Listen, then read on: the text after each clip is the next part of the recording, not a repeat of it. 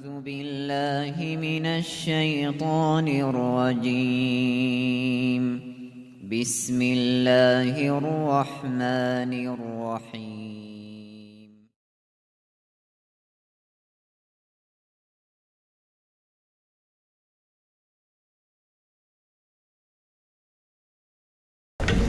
السلام عليكم ورحمة الله وبركاته. تفضلوا. أهلا وسهلا. How's everyone doing today? الحمد لله. كيف الجماعة؟ كيف الشباب؟ يا هلا. Today's Maliki day. Why Maliki day? Today we're talking about Imam Malik. فأجوا كل المالكية ما شاء الله. I shouldn't laugh ever again. Keep it Is that too close? No, Sorry. Keep it close. Very sorry.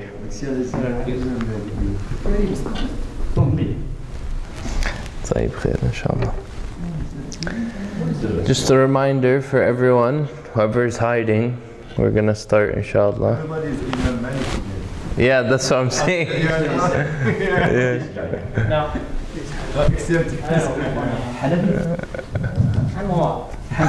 I'm Professor. Oh, ما شاء الله. أهل الحديث. I'm just joking. طيب بسم الله الرحمن الرحيم. والصلاة والسلام على سيدنا محمد وعلى آله وصحبه أجمعين.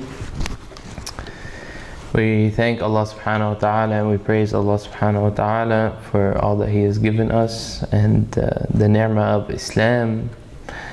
And we send peace and blessings upon our beloved Prophet Muhammad sallallahu alayhi wa sallam. So today we're talking about Imam Malik, mashallah. He's considered one of the great Imams of the Arba' Madhahib. He has a very interesting story, mashallah. And of course, one of his famous books, Al-Muwatta. And there's a lot of things that we can benefit from studying his life and studying partially his madhab. I will try to be just as brief as possible, inshallah, that we can learn and benefit. So, talking about Imam Malik rahimahullah's childhood, his father and grandfather and even his brother, Nadar, they were all scholars and imams. So he was grown into a tradition of kind of scholarship. Imam al-Nawawi rahimahullah, he says of Imam Malik that Imam Malik had 900 teachers. 300 of them were from the followers of the Sahaba, of the companions of the Prophet Muhammad sallallahu alaihi wasallam. 600 were from the followers of the Prophet Muhammad sallallahu alaihi wasallam. So 300 were Sahabi. And the rest were tabi'een or tabi'at tabi'een. So his childhood, he started studying around the age of 10. Unlike some of the other scholars we talked about, he was not as focused as a child. Did not care for much. Actually, it's reported that he was kashash al-hamam. He used to fly pigeons and feed pigeons and fly them, which is, you know, when you go overseas, you actually see a lot of people that go on the rooftops and they fly the pigeons and they bring them back with the food and all that stuff. So he was one of those children who loved to play with pigeons. Interesting story, when Imam Malik rahimahullah, he was sitting at the table, a dinner table, having dinner with his family, and his father asked a question to his sons, and he asked them a question about fiqh, and Imam Malik, he didn't know. He was a young guy, he didn't know, and his brother Nadar did know, and his father told him, Al-Hakash al-Hamam, that your kind of hobby of playing with pigeons has distracted you from ilm. And so they were a family that was very based on ilm, and Imam Malik was kind of like the black sheep, the odd one out. So after this interaction, Imam Malik's mother took him and she showered him and she dressed him up like a sheikh. She dressed him up in very nice clothes and she dressed him up like a sheikh. She took him out to the madrasa and she said, you're going to learn. And Imam Malik rahimahullah actually said, I want to be a singer. And I don't want to be, kind of like a lot of times, a lot of teenagers and stuff now, they're like, I want to be a rapper and I want to, do all this, or a DJ or something. So Imam Malik said, I want to be a singer. So his mother discouraged him from being a singer by telling him that singers are very, very good looking and you're not that good looking.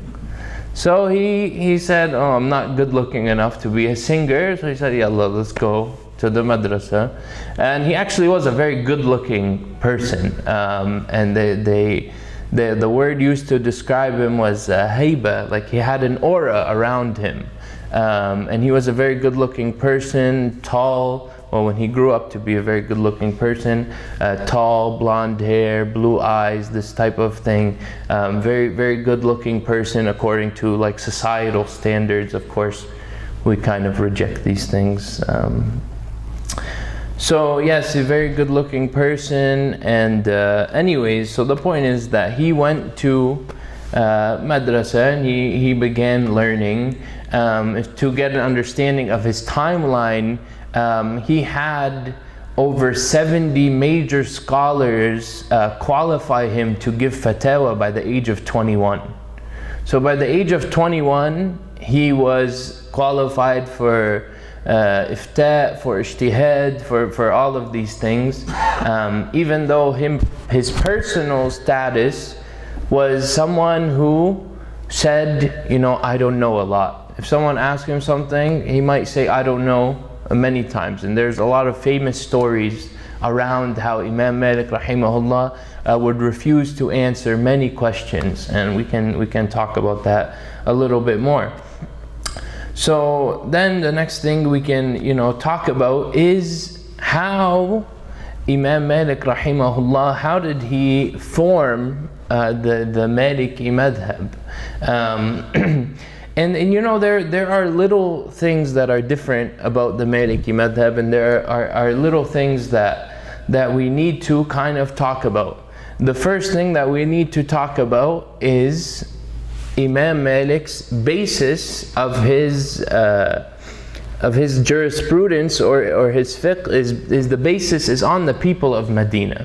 So he's from Medina and his fiqh is based on the people of Medina, to the point where even a weak hadith can become something prevalent simply because it was practiced by the people of Medina.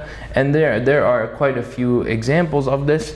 For instance, fasting on Friday, where people say, there's a sahih hadith that the Prophet Muhammad said you can't fast on Friday.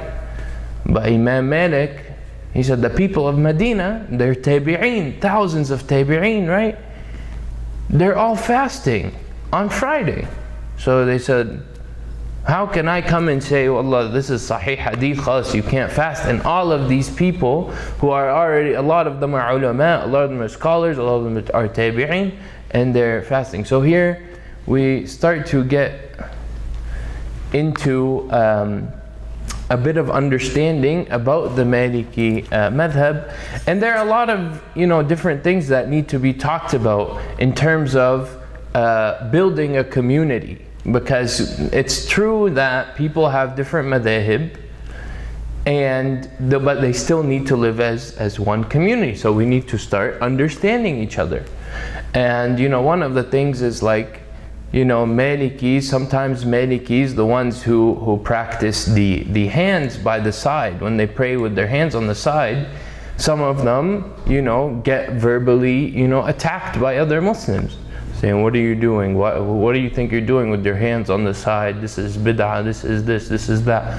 So how do we, come to an understanding of each other who follow different madhahib if we don't understand actually how our deen is, right? So we can just to add something. Yeah. Many years they pray like this, But I don't think ever Imam Malik never prayed that way. Yeah. I don't know how in North Africa they got this, why they call it Maliki. Imam Malik did not do that. Yeah. So even us, we are just following other. I don't know if we are really following Malik. Yeah, so that's actually one of the points I saved for later, is that there are followers of the Maliki madhab and shuyukh that follow the Maliki madhab who disagree with Imam Malik even. There's disagreement within the Maliki madhab on many things. And many of Imam Malik's students who lived with him even disagreed with him on things, and that was okay. This is because of their level of adab bil-ikhtilaf, yani the amount of manners they had and the etiquettes that they had when disagreements arose showed that they could manage it. But we don't have this type of adab when we disagree with each other, so any little disagreement causes big problems. So anyways, that's the thing, is that, you know, when it comes to the sadr, there are a lot of opinions on it, but you can go and ask anyone from any madhab, where did the Prophet Muhammad ﷺ put his hands? You're not going to find an answer. You're actually not going to find an answer. And maybe the Hanafis might have an answer, but it's based on a weak hadith.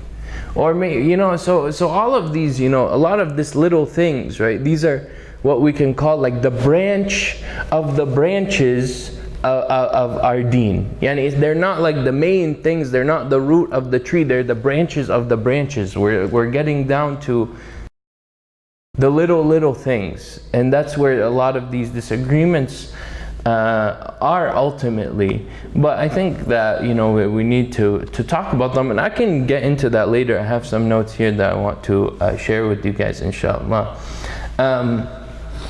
But I think that one of the big diseases that we have in our community is this kind of that hadith type of mentality, where we can come and say, well, what about this hadith, right? And then we take like one hadith in isolation, and we say, well, this hadith says this, and then we base a lot of application on this hadith, and then someone comes and say, oh, this hadith, right? So there's this kind of this or that hadith or that. So one thing we need to understand with the ulama is were so many ahadith, and a lot of ahadith contradicted each other even, you know, and a lot of ahadith are fabricated.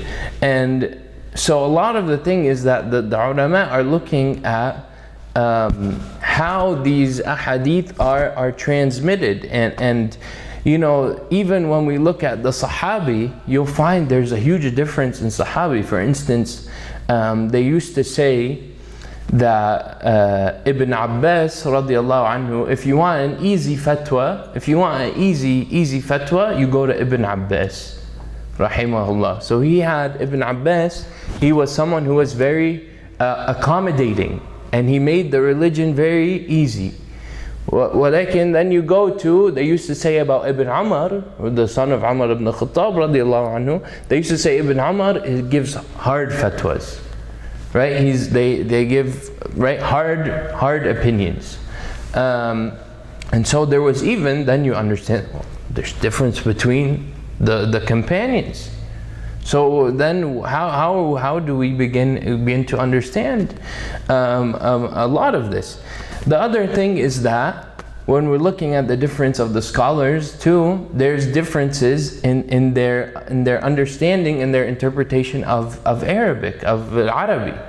So then you're going, so for instance, they may interpret, and you have, you know, there's different examples of this. For instance, you have, let's look here, you have Imam al-Shafi'i and Imam Malik, and they're both interpreting an ayah of the Quran, which is saying amsahu bi ru'usikum, right? Saying wipe over your head.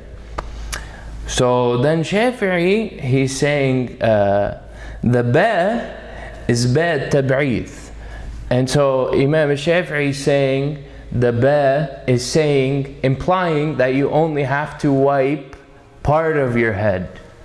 And then Imam Malik comes and says, I disagree with this.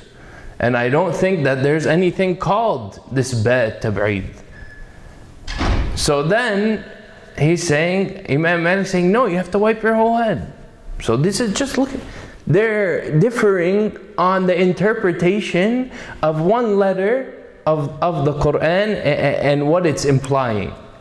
And this leads to the difference in the fiqh, in the application of the fiqh. So we're beginning to come to some understanding of how they differed and in what they differed, and often it was on literally the smallest of things, and there's nothing wrong with that. That's why you're going to come to the conclusion in the end when you analyze all of these shuyukh and their madhab, is you're going to say, some of it was, is beneficial disagreement, but then when you start to get into the different madhab, like the ones that are less known, you're going to start to see that they're arguing what we call semantics. They're arguing over things that are not beneficial, and it's just people arguing. And so how do we need to kind of come to some type of realization with our Islamic history, right? And that there is and was a lot of this going on where people would just refute each other and disagree with each other. And so the thing is that, for instance, when we're looking at Imam Malik, Imam Shafi'i's disagreements, for instance, when we look at their disagreements on the interpretation of Arabic, they were both masters of the language. You can't sit here and say, oh, one knew more than the other didn't. They were both they had such a mastery of the language that you really couldn't, pick on one or pick on the other.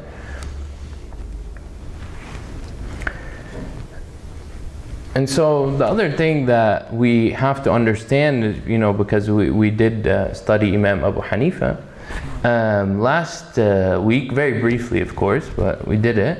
And we talked about the foundations of his madhab, and one of them being analogies.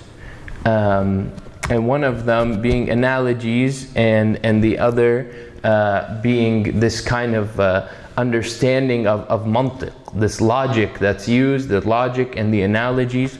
And so that's the one of the things that we have to understand about Imam Malik, is Imam Malik kind of rejects this altogether. He rejects this idea of using your logic or using analogy to derive fiqh.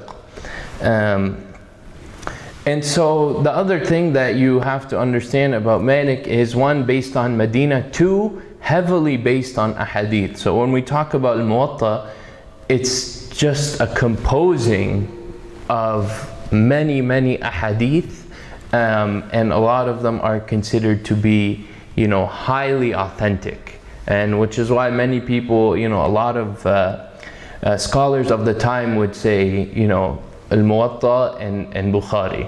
They would say, we follow Al-Muwatta and we follow Bukhari, as in they are some of the most authentic books of ahadith around. The other thing is that Imam Malik rahimahullah, when we talk about Al-Muwatta and a lot of the things that he did, is that it was, what we need to imagine is ahadith collected and then codified. Yani they have a code of interpretation and a code of organization. And the other thing is that the Maliki madhab, even till this day, is being reviewed and being modified. Even to this day. Yani for instance, we have living is Abdullah bin Bayya. And Sheikh Abdullah bin Bayya is a Maliki scholar who has achieved, a lot of people have qualified him for No, bin Bayya. He's alive now, and he's in the prime. He's Where is he from? Mauritania. He's more from Mauritania. He's Yeah. the mentor of Hamza Yusuf and a few other scholars, yeah. Hamza Yusuf is Maliki? Hamza Yusuf's Maliki, yeah. Yeah. The Sufi Maliki. Wallahi, you know, there's a lot of people, you'd be surprised how many people are Maliki. Even Imam Suhaib Wahab, who lived in Boston, Imam Suhaib Wahab was Maliki. I thought he studied in Egypt. I thought maybe he's Shafi'i or something. No. Yeah, he's But Maliki. Egypt has a huge Maliki too. That's exactly it. Actually, the Sunni is Maliki. I don't know about Basini, I'm not sure. But you're right, there was at a period of time in Egypt, the most dominant madhab was Maliki madhab. But they do a little bit, so there's different understandings of ahadith within the Maliki madhab. And most people within the Maliki madhab, for instance, they only follow mashhur ahadith, or famous ones. Even though there's different levels, there's a level of what they call muqallid, right? Or there has to be a level of mastery or a level of scholarship to get into the other levels. But most Malikis just follow the mashhur part of the ahadith of the Maliki madhab, which is something, you know, we can talk about. And the other ones are mashhur, rajih, and da'if. So we can talk about Maliki madhab, as we talked about a little bit, we just got into it. So a lot of Africa is Maliki, the Arabian Peninsula at one point, including Al-Najd, East Arabia, Imarat, Qatar, it's the official madhab of Kuwait, and even in Iraq, before Imam Abu Hanifa's madhab became the official, there was a lot of Malikis in Iraq. So a lot of politics have risen out of madahib, and it's been something prevalent. For instance, even in Iraq, which we talked about, there was a lot of Malikis, and then when the Hanafi madhab became kind of the official law of the land, kind of madhab, there was a lot of people converting madahib to get jobs even. And so that's where we kind of look at some of these politics within the madhab, that subhanAllah, someone can within Islam convert to another madhab. It's kind of funny to think about. You know, someone converts to another madhab even though they're Muslim. And we talk about converting to Islam, but then within Islam people are converting to other understandings of Islam. That sounds funky, and it sounds kind of weird and kind of ironic to think about. Yeah, so we talked about Masr, right? Egypt was dominated by the Maliki school. Now it's only the Sa'idi part, or the Sa'idi people who follow it, really, not really anymore. So I guess something we can talk about is we talked about the hands on the side. So you won't find the four Imams, you know, really saying that the qabl, the hands together, is a sunnah, because, right, and we said, like, if you were to ask someone of any madhab where the Prophet Muhammad put his hands, they tell you, we don't know. Including Imam Malik, he doesn't do that. Yeah. Well, there was at one time they said in his later days, Maybe it was because of sickness. Because of sickness, yes. He prayed like that, and he said you have to follow the Imam, and some people come into the masjid and for them when following But the he Imam. should say something, then if you don't do like me because I'm just sick. Yeah. Yeah. I mean, So yeah, I've heard of that one as well. So for instance, Imam Shafi'i rahimahullah, he said that, you know, our madhab, we put our hands together, but if you put your hands down, he said la ba's. There's nothing wrong with it. He said there's no harm in it. There's either this way or that way.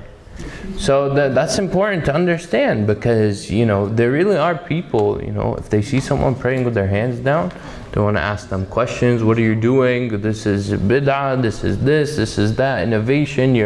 Even they make takfir of them in extreme circumstances. So this is something that has to be addressed. That these classical scholars, and if I come here and wallah, I say I'm Salafi, and then I say you're doing bid'ah this and bid'ah that, but then I actually look at what the Salaf are saying, and the Salaf are saying labas. They're saying there's nothing wrong with this. So then I need to, if I'm someone, we need to tell people this so we don't further divide each other, and don't further argue with each other and cause more problems with each other.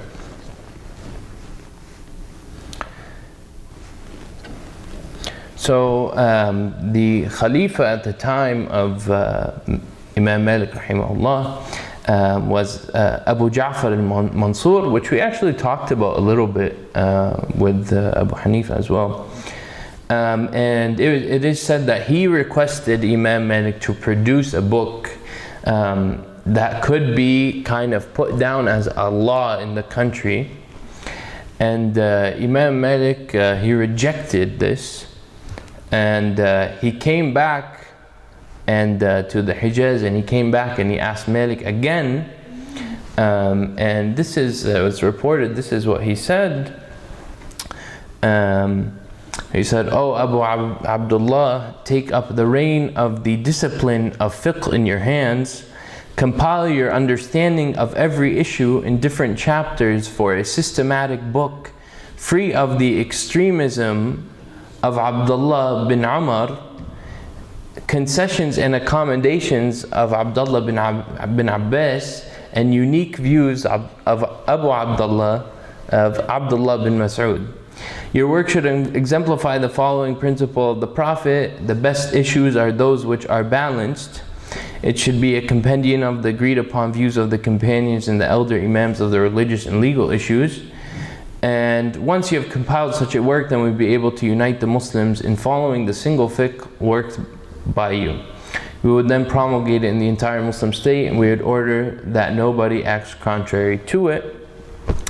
So basically understanding that this is more of the politics, right? That the Khalifa comes to him, he says, you compile a book, everyone will follow it, and no one can act contrary to it.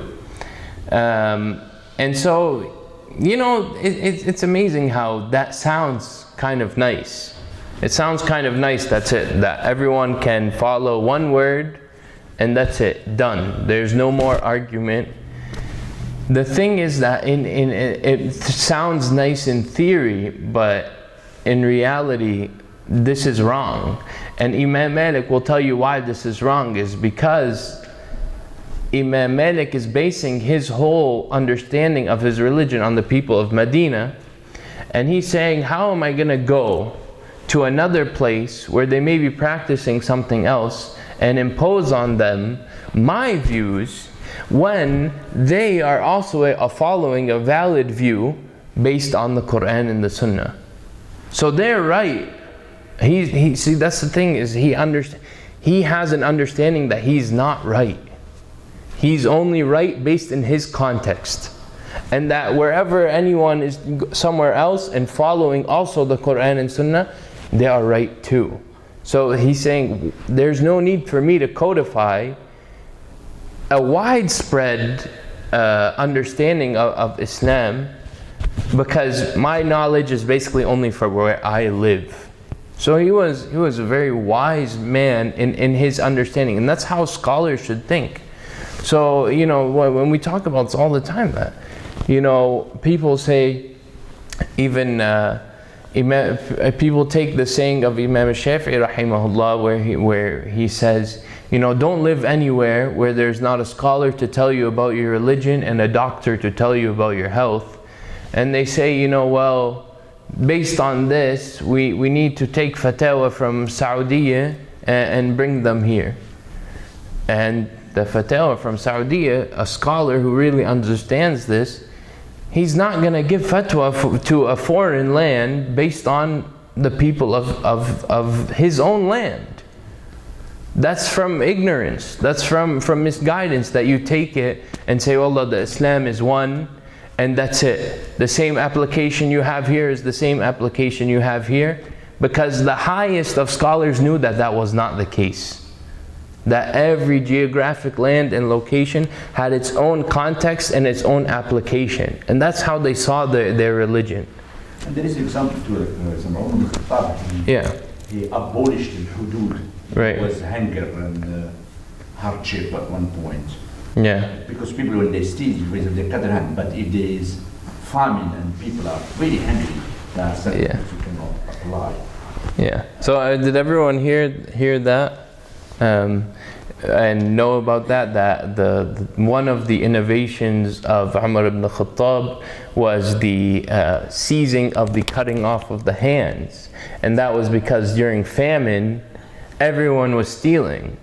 Not everyone, but a majority of people were stealing based on the famine. So he said, you know, if I cut off if I cut off people's hands for stealing, then the whole society is going to be with one hand.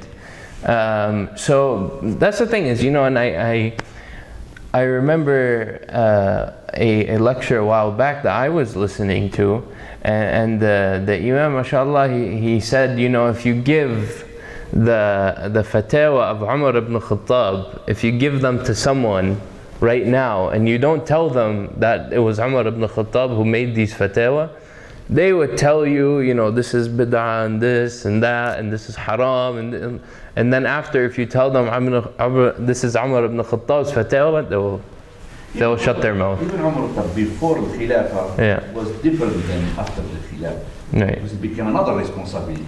Before he can do whatever he wants because he's an individual. You know, are head of the whole empire, whatever. It's another problem. Yeah, subhanAllah. To have a bigger view than just yourself.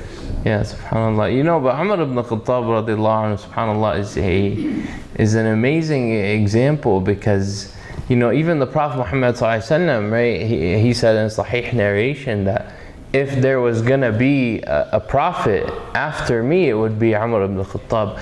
And there's another example of the Sahabi and the Prophet Muhammad ﷺ all waiting for a decision to be made from Allah subhanahu wa ta'ala. And they're all waiting for wahi. And they all gave opinions before wahi came. And then the wahi came and it confirmed what Umar ibn Khattab was saying.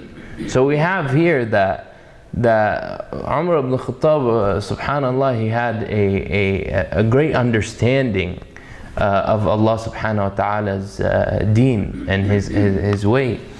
And you know, that's something that's to be mentioned. And Imam Malik rahimahullah, he learned all of the fatwa of Umar ibn Khattab and all of the fatwa of Aisha radiallahu anha, and a lot of major Sahabi, and actually a lot of his madhab is based on those.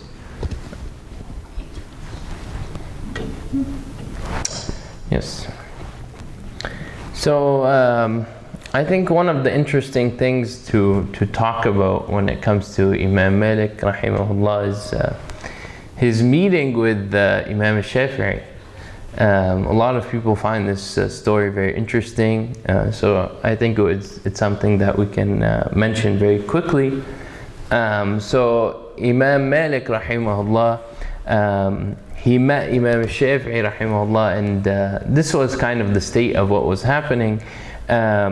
So you have here Imam al-Shafi'i, who we may talk about maybe at a later time, coming from Mecca, and his mother, and you know, that's something to point out. We talked about how Imam Malik's mother, right, dressed him up as a sheikh and sent him out and pushed him to become a sheikh. And it's the same thing with Imam al-Shafi'i. His mother was highly influential in his life. And so there we see really the parenting of these mashayikh. Yani they're not who they are without their parents, and they're not going to be you know, the type of influential people that they are if it wasn't for the pushing, right, of their parents. And you know, I hear a lot of people say, you know, you can't push your children. Like if you try to push your child to become like a sheikh or something, they're gonna hate you. And when the second they get out of your sight, they're gonna go with their friends and do all of this stuff. You know, but of course, you know, obviously if you know, are very forceful and very angry about the way that you teach your religion to your kids, you're gonna end up with a lot of problems, right?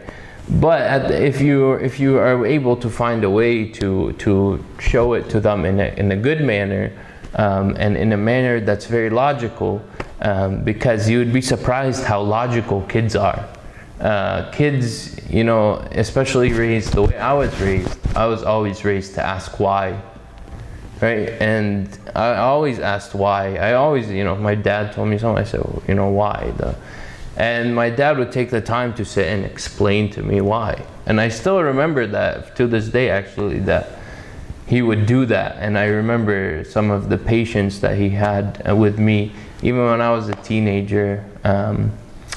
SubhanAllah, so it's important, you know, when you're with your children and your teenagers, you know, don't underestimate their intelligence. Even if they're not intelligent, they're kids, they're most likely not. But it's important to give weight to their intelligence and to give them respect as human beings and treat them like adults. And that's what you kind of learn, right, from Imam Malik, right? His mother, to show him that he was an adult, to show him that he was important, to show them that he was someone worthy of respect. He wasn't just kashish al-hamam, right? She dressed him up as a sheikh, and she took him by the hand and walked him and respected him, and that led him to respect himself by learning the religion of Allah subhanahu wa ta'ala. So that's a very, very important lesson that we need to really understand. So when Imam Malik, and then we have Imam Shafi'i. So Imam Shafi'i's mother, although Imam Shafi'i did not have the same experience as Imam Malik, because Imam Shafi'i, he had memorized the Quran by the age of 7, and then he memorized Imam Malik's book Al-Muwatta by the age of 10. And so his mother said, I'm gonna send you to learn from Imam Malik. So she asked the Prince of Mecca to write up a letter. And this is very, we know very well of this, you know, as Arabs and wherever we come from. This is called the wasta, right? This is called a connection. So she tells the Prince of Mecca, you know, write a letter to the Prince of Medina, that I want my son to learn from Imam Malik. So Imam Shafi'i goes to Medina, and he goes to the Prince of Mecca, and then he gives him the letter.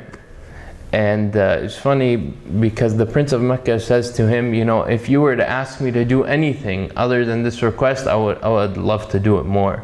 And that's because of how respected Imam Malik was, and how adverse to politicians he was.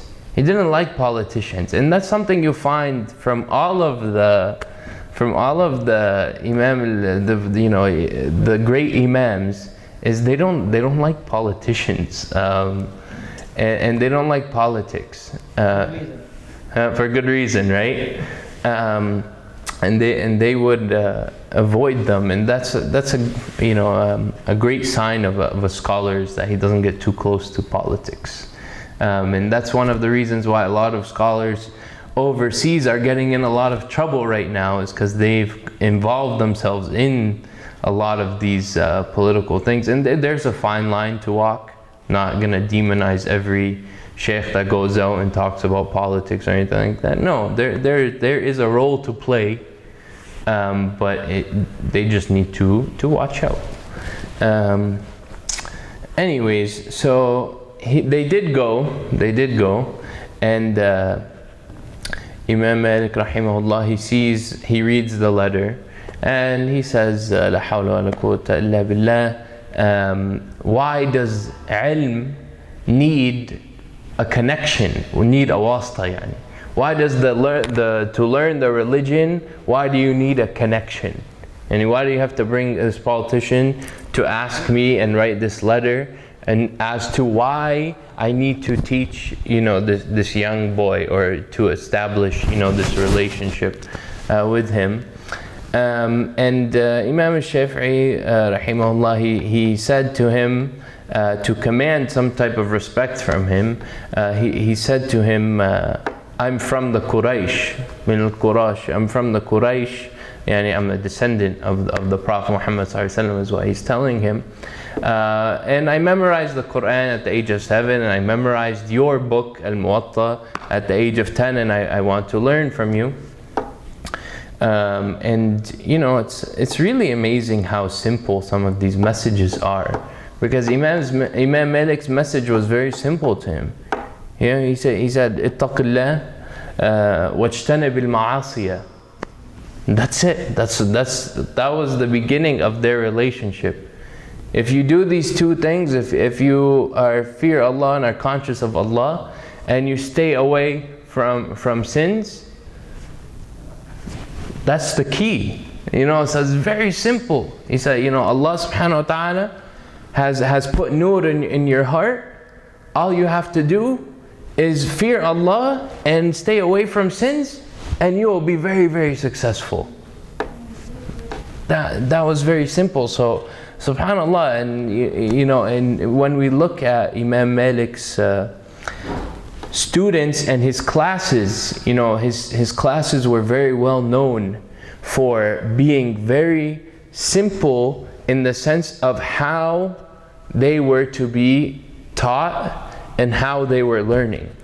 And Imam Malik ran his lectures much different from, for instance, Imam Abu Hanifa, right? We talked about last time we did the exercise where we got into groups, but Imam Malik's was different. Imam Malik's was, I'm gonna lecture and you guys are gonna listen, and if you say anything rude or act up or anything like that, you're gone.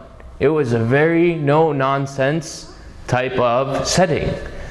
And he had a lot of students, and he had a lot of people who learned from him, and he communicated his religion very well. And that just goes to show you that there's different ways to learning, and there's different ways that a lot of these scholars approached. And when you look at it, you really can't say that one was more successful than the other. They both had a lot of students, they both did a lot for Islam, they both were different, but they also had a lot of good things. And so that's important to understand. And we talked a little bit in the beginning about Imam Malik's ability to say, I don't know. He would always say, I don't know. And actually there's a very famous story of a man who came on a long journey just to meet Imam Malik, and it is reported that he asked him 40 questions, and Imam Malik only answered 4 of them. So he answered 4 and didn't answer 36. 36 he just said, I don't know. And so that was how much it was. And it is said that Imam Malik rahimahullah, he said that the shield of the scholar is I don't know. So if he leaves it down, his attacker will strike him. So the shield of the scholar is to say I don't know, and if he puts his guard down, his attacker will strike him.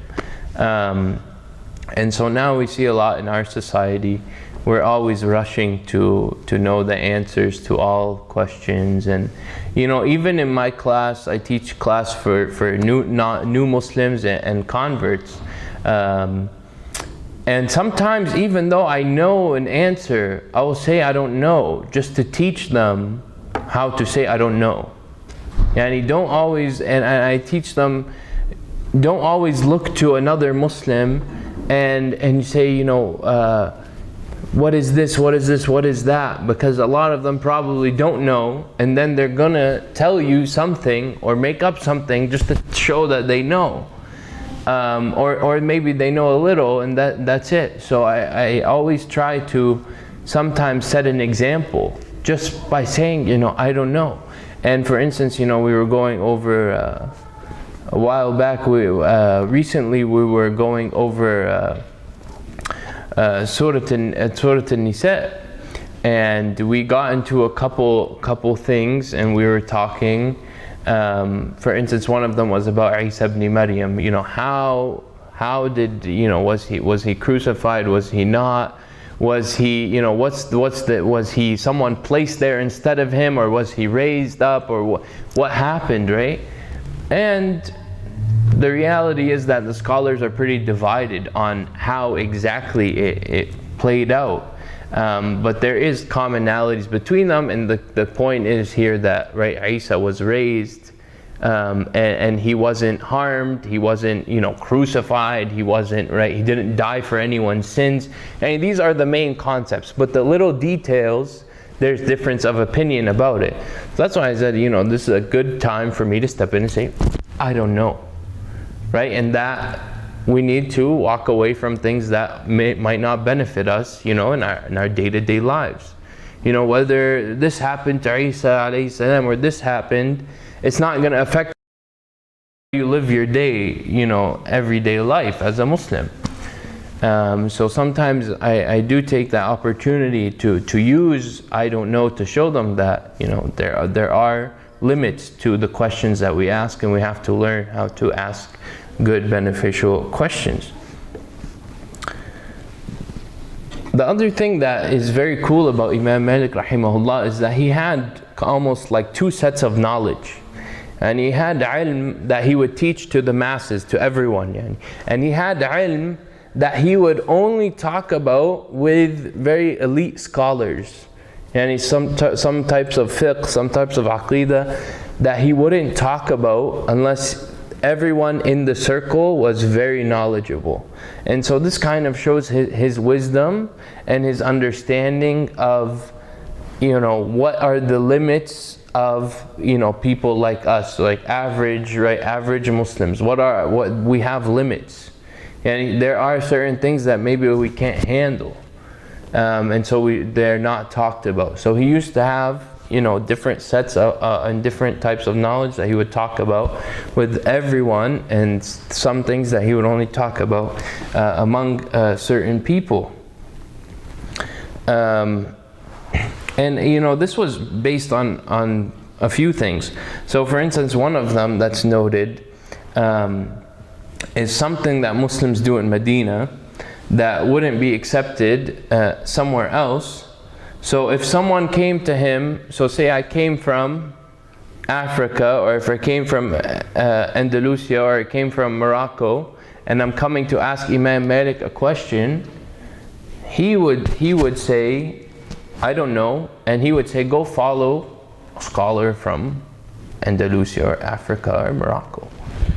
And so that was kind of like, he was someone who was very, he just didn't like to argue at all. He didn't like people arguing, he didn't like people disputing. And he would even go to extremes to say, you know, argument is not from the religion. There's no argument in religion. Which is different from Imam Abu Hanifa.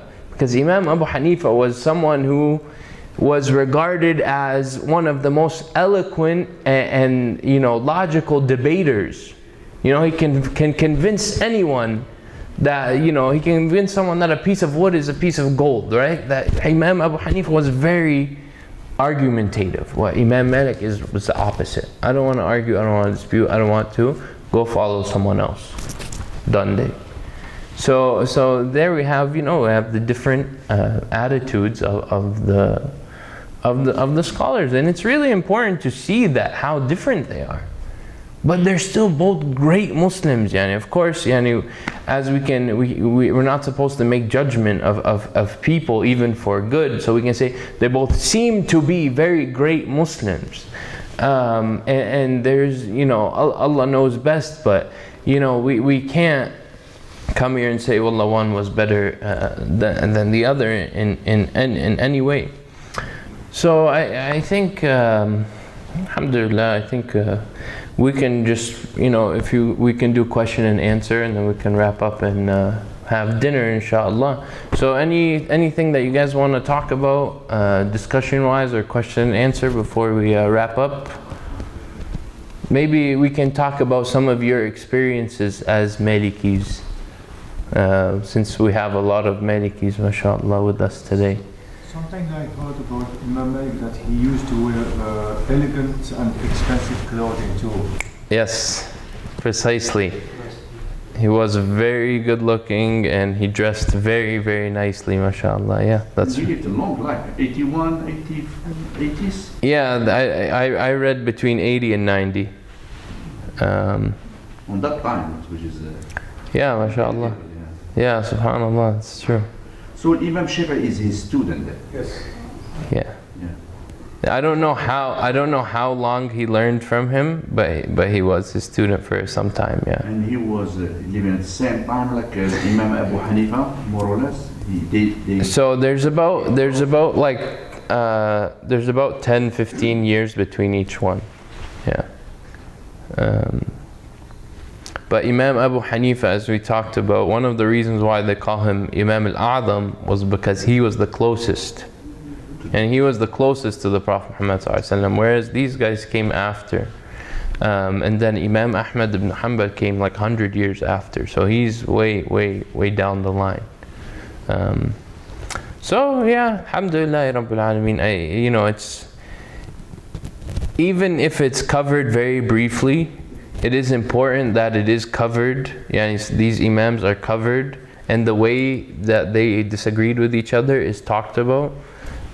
Even at a very short, even if it's very short and brief, just so we can get a little bit of understanding, so that we can, build a better community ultimately, Alhamdulillah. I think there's a saying from him, I'm not sure if it's really from him, and other scholars too, they said, they make up opinions like we said, but they said if there is a hadith through my opinion against the wall, my opinion is void if there is sahih. If it contradicts the sunnah, right, the Quran and the sunnah.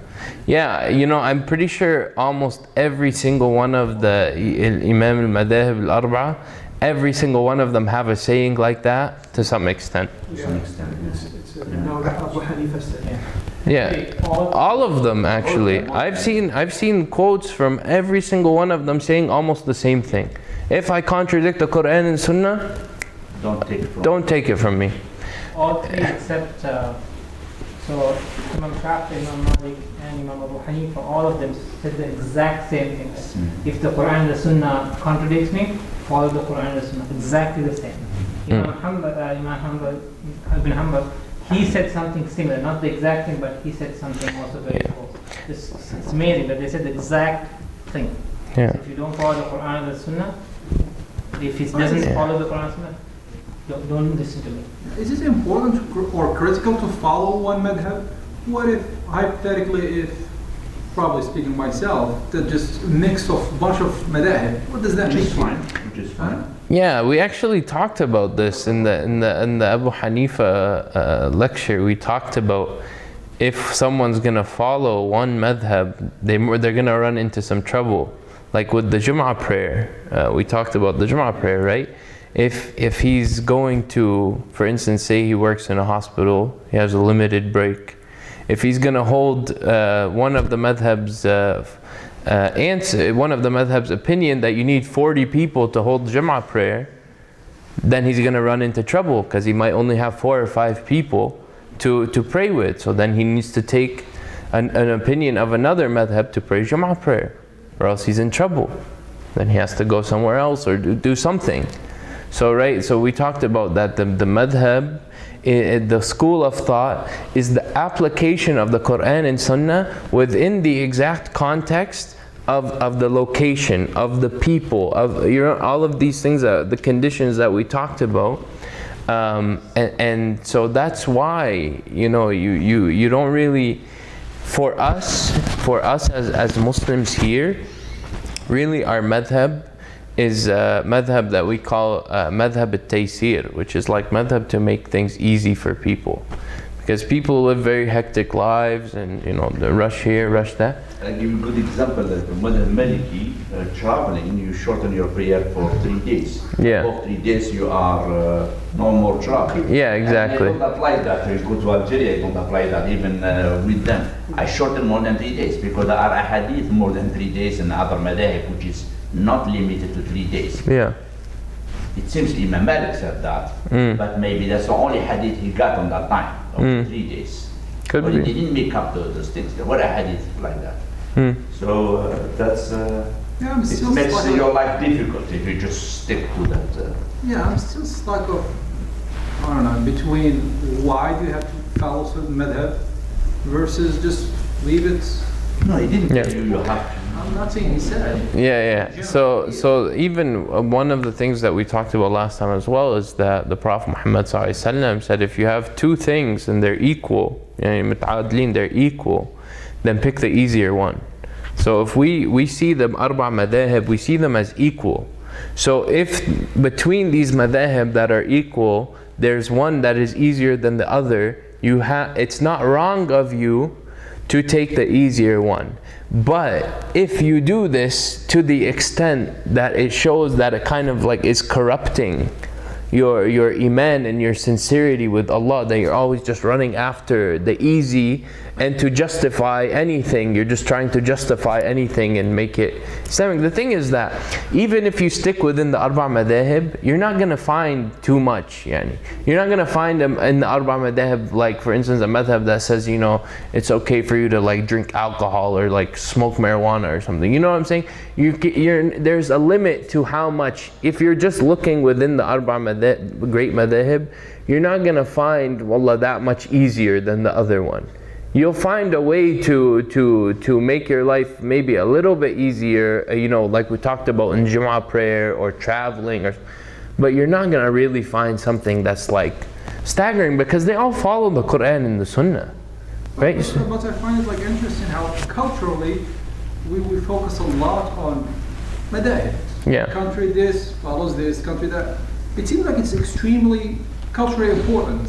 Yeah. And that's one of the problems, honestly. That's that. But before they didn't have other option. Before that's it. Where you live, it's what. No, but right now we still have this issue. Now it's changing a lot.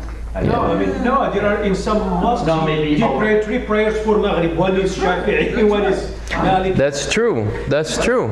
They play what? You pray like Maghrib, 3 prayers. One is Yeah, and they refuse. Yeah. that's Imam is Maliki, that's Hanafi. Yeah, it happens, and it even goes to the point sometimes where a Maliki, for instance, will refuse to pray behind the Shafi'i, and vice versa. Shafi'i will refuse. But I think one of them, I don't know who, either Imam Shafi'i or Imam Malik, he said, if I get in to say masjid and there is for example, Shafi'i, I will follow. It means even if I go and see the Imam doing like this, I will do just not to create discord. That's right. And in the in the last lecture I mentioned, for instance, if an Imam, if we're talking about, say he's a Shafi'i Imam, and his whole community is Maliki, then he should adopt the Maliki madhab, because all of the people there are Maliki. What is he going to come and make everyone Shafi'i? No, he has to take, because they're all equal. If you have the understanding they're all equal, then you don't have a problem adopting this one or that one, because it's the same.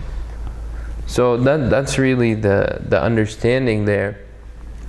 And this type of cultish behavior, this is not, if we were to have the imams, you know, the Imam al-Arba sitting right in front of us, they would be going crazy.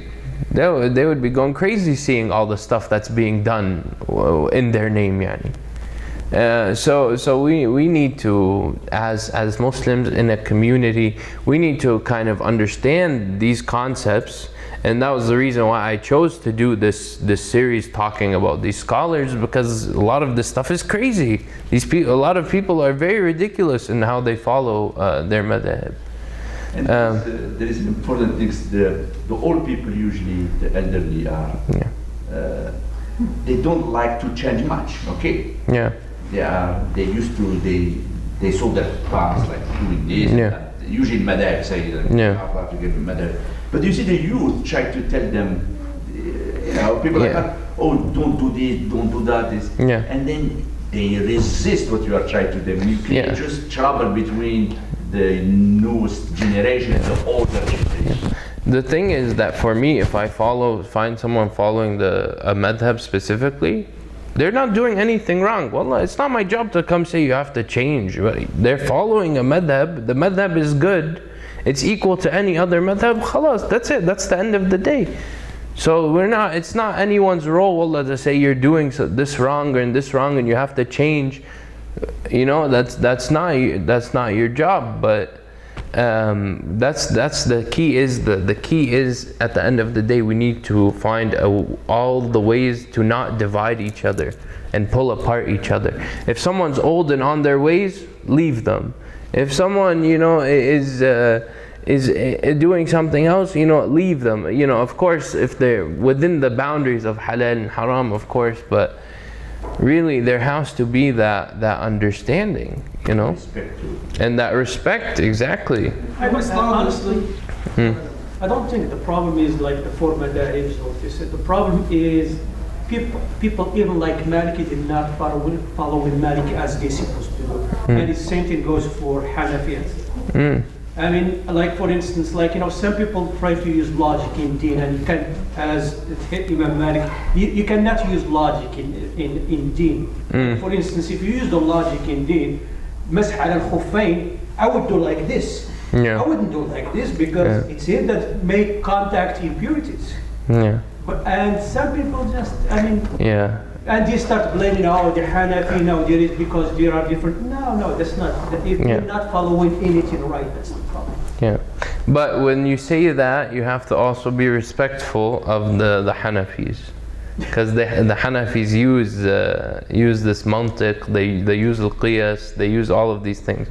So if I were to say, when we say, oh, we're not going to follow these things, this is away from the deen, we have to watch out, because that means we're being disrespectful to another madhab that does implement those, so we have to watch out. But actually you have to be careful. And none of the Ahnaf of say Southeast Asia, India are different from Ahnaf of Syria. They are actually static, very, very static. They are not like Abu Hanifa, debatable. They don't do debate. Really, you have to follow that rigid system.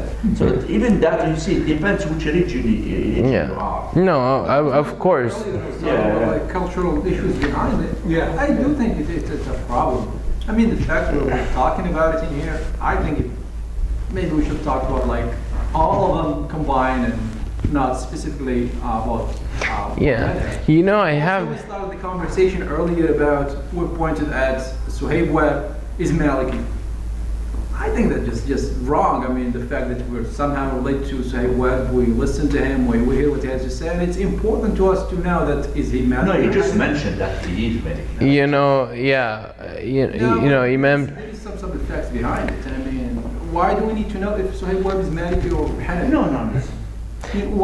Because a lot of things, Imam Suhaib, for instance, or other Imams, they may have different disagreements with Imam Malik, but the one thing that is the same is the methodology with which they interpret. They interpret the Quran and the Sunnah in the same way, but they may modify here, modify there. But I would say that people follow different madhahib for different reasons, honestly. Like I have a friend who went and studied in Medina, and he followed Shafi'i for different reasons. He felt that Imam al-Shafi'i was his favorite scholar. He followed Imam al-Shafi'i. The Maliki madhab has been also known to be very good for converts. And a lot of converts have adopted the Maliki madhab. For instance, on the issue of dogs, right? The Maliki madhab says that dogs are pure. They're tahara, they're not, you don't have to, you can pet a dog and then you don't have to make wudu. Or the saliva of a dog is pure. And there are different things or some madhahib say you have to make wudu 7 times. in certain instances, but the Maliki say maybe you only have to do it once. So there are different things that are, you know, and someone will say, you know, why is this? And that was because in Medina they used to utilize many dogs, like They said if the dog ate from a container, you have to wash that container 7 times. Yeah. Yeah. Crazy stuff. Yeah. But me myself, I'm afraid of the dog. If it touch me, I don't pray with that. I don't know. I didn't even get it. It's from Malik, but I will not pray with and you know that pets.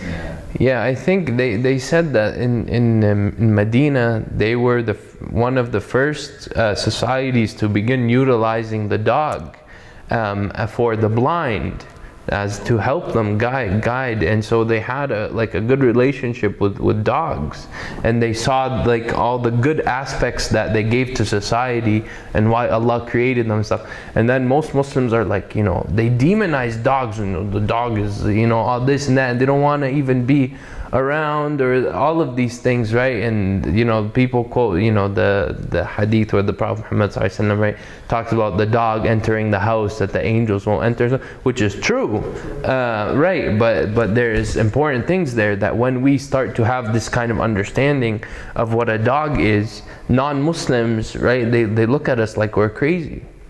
They look at us like, why you're right? In America, right, the dog's a man's best friend. You never heard that saying? You know, the dog is... You didn't see in Europe. In Europe it's even more. Yeah, and in Medina, a dog was also a man's best friend too, but not inside the house. Yeah. We have dogs, but they are chained and they are really bad. Yeah. So knowing that the Maliki opinion of dogs is important to know, that there is an opinion within the Arba Madahib that is not as you know, adverse to or doesn't like demonize dogs completely. That's important for understanding, because there are Muslims who are converting to Islam and they're saying, you know, yeah, they have a dog, they have this, they have that.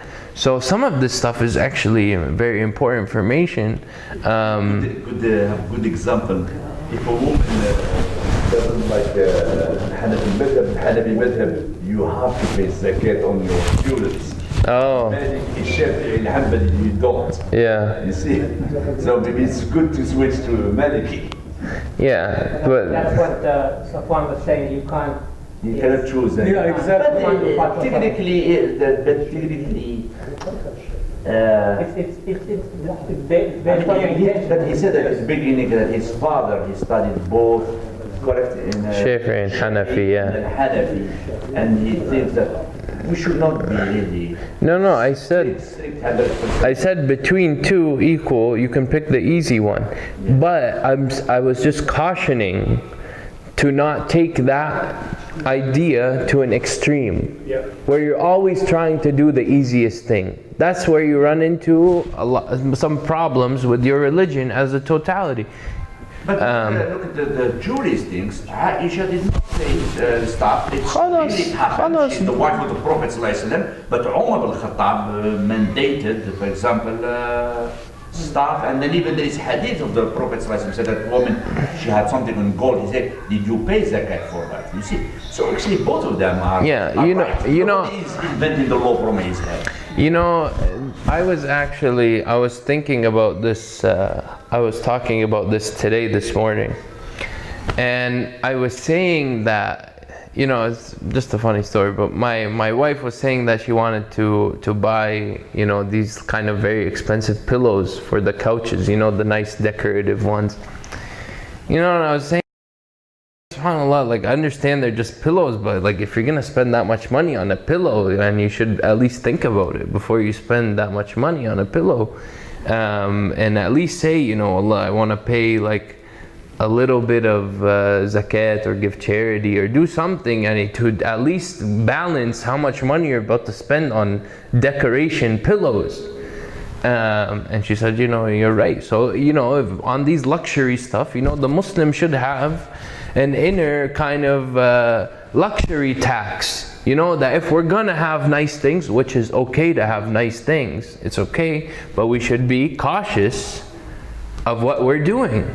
إِنَّ الْمُبَذِّرِينَ كَانُوا إِخْوَانَ الشَّيَاطِينَ, right? We should be conscious that, of being wasteful, even though Allah gives us, that everything, He states for us what's haram and everything else is halal.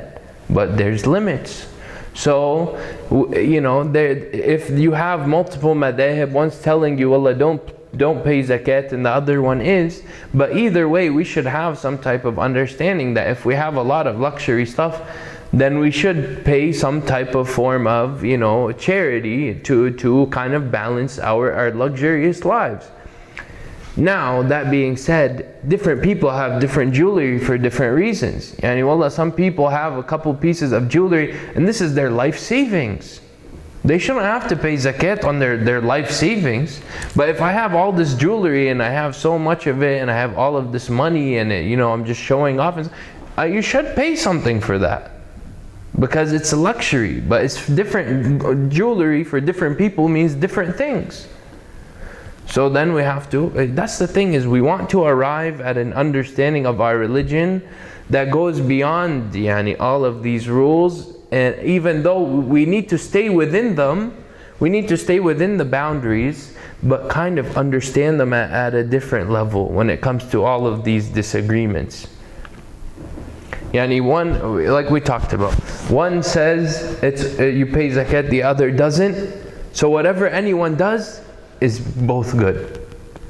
But then when you get out of this, and then you have different people, Allah saying, trying to come and tell you somehow that, like pig is halal or alcohol is, or like any of these things, that's when we have to start saying, okay, well, this is crazy, this is getting out of, this is too much here.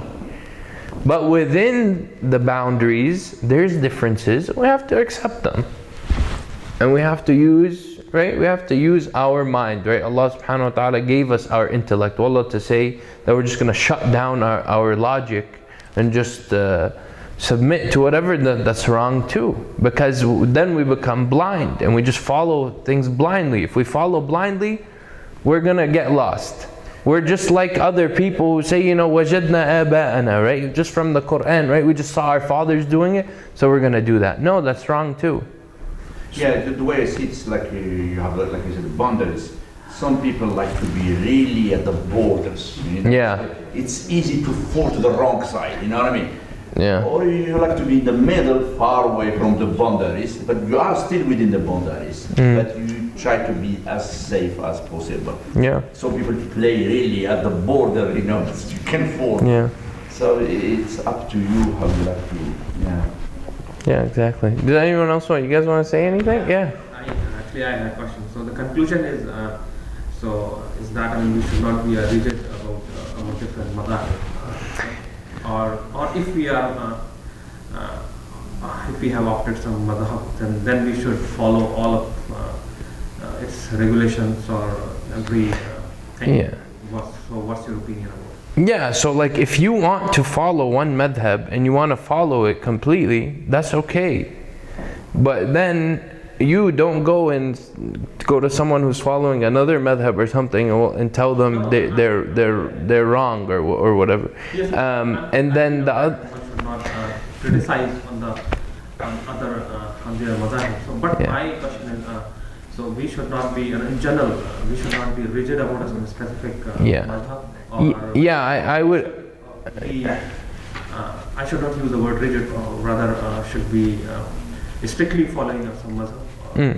So I would say that you can strictly follow, but like we talked about before, you may run into problems strictly following a madhab because it doesn't apply correctly to your context.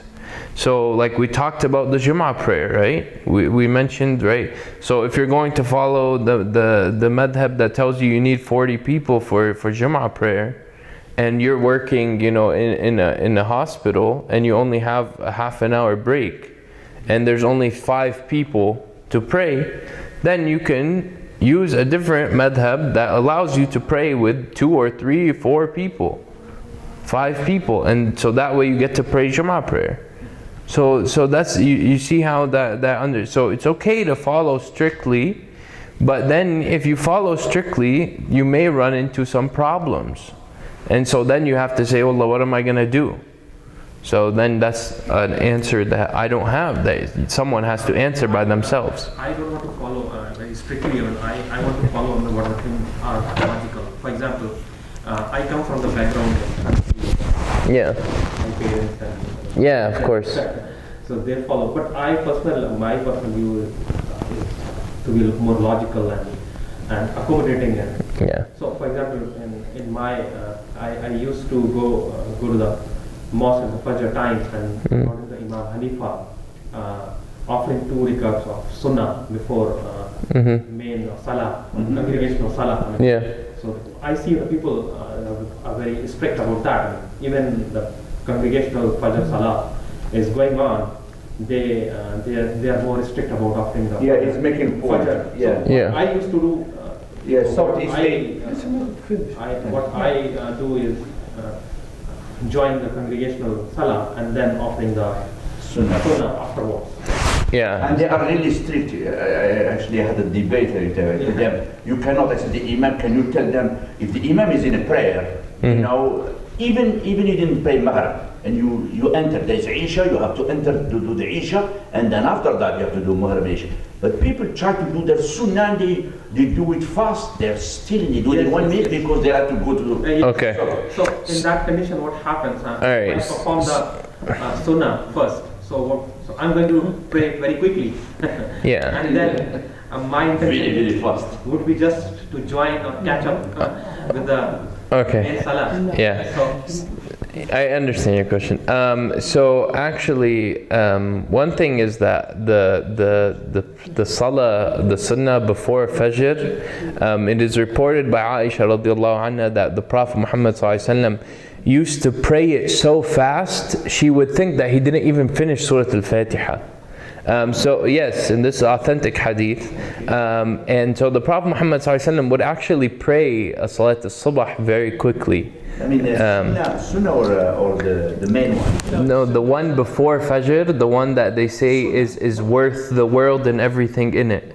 That's why you see people going crazy over it because of this hadith. But in Sunnah, he used to pray with قُلْ يَا أَيُّهَا الْكَافِرُونَ and قُلْ هُوَ اللَّهُ أَحَدٌ. Yeah. So, but for the specific, the Fajr, the Salat al-Subh, yani the one before, the 2 rak'ahs before Fajr, she saw him praying it very quickly to the point where she said, I don't know if he finished Surah Al-Fatiha that quick. So that's one thing that we should understand. If we do see someone praying before Fajr very fast, they may be applying this saying from Aisha. The other thing is that there are mashayikh that do advise, if you know that the Imam is not going to finish the first rak'ah. For instance, you come in and you see that they're reciting, for in the morning Surah Al-Insan, and you know they're not going to go down for the first rak'ah for like a couple minutes. So some people will say, get in the salah before the first. Even if you come in there praying Fajr, you can do the 2 rak'ahs and then join. That's one opinion. I'm not saying I follow this, or I'm saying this is one thing that people do. The other thing is that other scholars say that if you pray the jama'ah before, you can only pray the sunnah after the fard if you're someone that prays it every single day. And if you're someone that prays Salat al-Subh, the Sunnah before the Fajr every day, if you don't make it and then you pray the Jama'ah, you have a rukhsa, an allowance to pray it after, because you do it every day. But if I never pray it, I only pray Fajr, I can't just wake up and say, I can't just be like, okay, I'm going to pray it after. But if it is something that you do regularly and you happen to miss it, you have an allowance to pray it after, and it still counts as if you prayed it before. And so that's something important to know. you'll so always find people doing, you know, different things.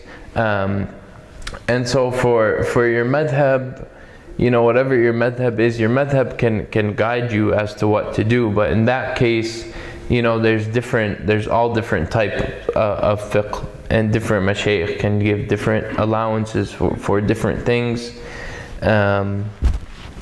So I mean, yeah, it's just the more you know, the better you'll be able to make a better decision.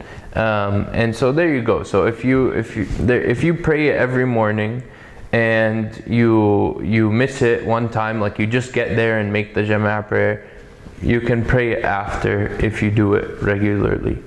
So my another question is that, is it really important to follow any of these madhahib, or I would say for me it's important to follow one of the four, at least in your different opinions. And if you're not gonna take an opinion from Maliki, you should take it from Shafi'i. If you're not gonna take it from Shafi'i, take it from Hanbali. If you're not gonna take it from Hanbali, take it from Hanafi. I would say for the most part for us, don't go out of them. That way you know that you're not gonna get too far, because these really are the best scholars. They are the best scholars. They are the most knowledgeable. They are you know, highly knowledgeable in terms of the Quran and the Sunnah and the Arabic language and everything that you're gonna talk about. They are the closest to the Quran and the Sunnah.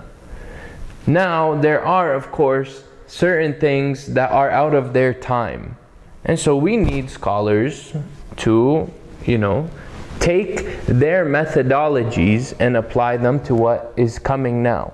And that's why I mentioned, you know, before I mentioned Abdullah bin Bayya, right, who's someone who many people have said he's a high-ranking scholar of ijtihad, and he's alive now. He's old, but he's alive now, and he's a Maliki, but he's still expanding on the Maliki madhab. And so he may apply Malik's madhab to things that Malik never even knew about, but they have the same methodology. So it's still evolving. So Allah to say, I'm going to follow the Maliki madhab, you don't even know what the Maliki madhab is. There's so many variations within it. To say I'm going to follow this madhab, what are you actually following? Right? That's important to understand. If you're Hanafi, you're following the Hanafi madhab, what are you actually following? That's a question you have to ask yourself. So I would say that the most important thing is to just be sincere to Allah, because if you're sincere to Allah, you're never going to fall into like the cultish behaviors of some of these people when they follow their madhahib. Like you're not going to fall into the culture. You're always going to be above the culture, because you know that at the end of the day you're following Allah and you're following the Quran and the Sunnah, and that's your ultimate example. But to reject the madhahib is also wrong. So you don't want to fall into one of those people that says, "Allah, I don't care what Malik said, I don't care what Shafi'i said, I don't care what Hanifa said." That's also, this is misguidance, because they really did, they you know, خير القرون قرني والذين يلونونهم. So anyways, you know, the best people are the Prophet's people, and those after, and those after. Forgive me for my stutter. And that's really what you have to take at the end of the day. But I think that for when it comes to madhahib, everyone has to make their own decisions at the end of the day. You have to be your own individual and not kind of just follow everything blindly. Yeah. And the key for us to understand is, no matter what, at any time, none of us will be better than the Prophet and the companion and the group which is the tabi'in of tabi'in. So those people, those three generations are the best of the best. Yeah. We cannot, our knowledge will never match that. But they were the closest to the source. They were the source. Yeah.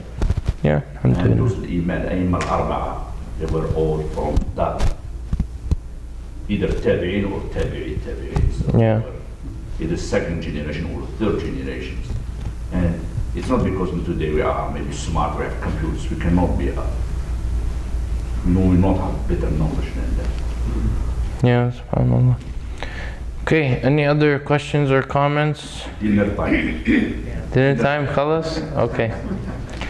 والعصر إن الإنسان في خسر إلا الذين آمنوا وعملوا الصالحات وتواصوا بالحق وتواصوا بالصبر. Okay, السلام عليكم ورحمة الله وبركاته. جزاكم الله خيرا.